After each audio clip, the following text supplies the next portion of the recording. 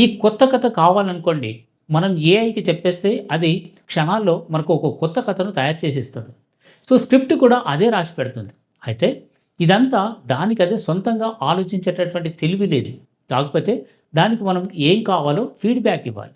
అదెలాగంటే మనం ఇప్పటికి వరకు తీసినటువంటి సినిమాల్లో ఒక 100నో, 200 ఒక 1000 సినిమాల్లో సాఫ్ట్‌వేర్‌లోకి అప్‌లోడ్ చేస్తే అప్పుడు దాన్ని అంతా అనలైజ్ చేస్తుంది.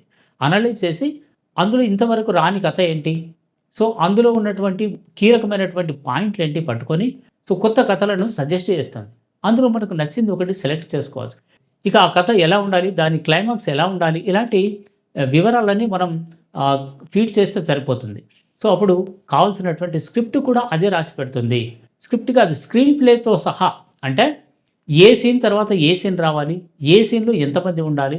సో, ఇలా సాధారణంగా అయితే ఈ దర్శకులు స్క్రీన్ ప్లేని రాస్తుంటారు.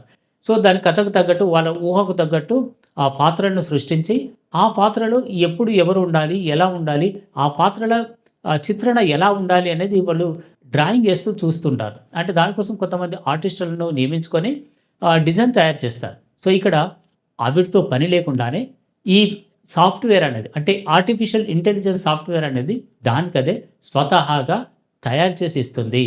సో, దీనికోసం రకరకాల సంస్థలు కూడా ఈ కొత్త కొత్త సాఫ్ట్‌వేర్‌లను తయారు చేసుకొని వాటిని ఉపయోగిస్తున్నాయి.